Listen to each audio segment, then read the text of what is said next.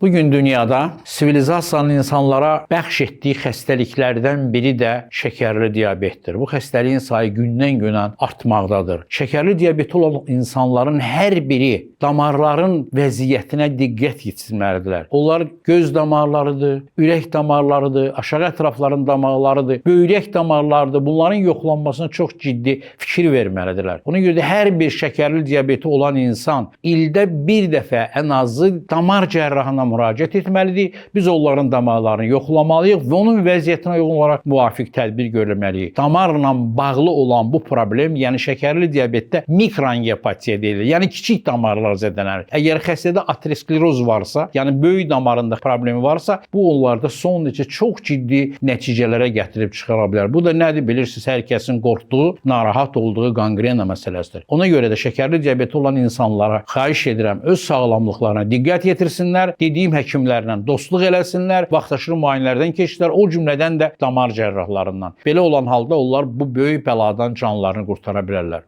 Keçmiş olsun.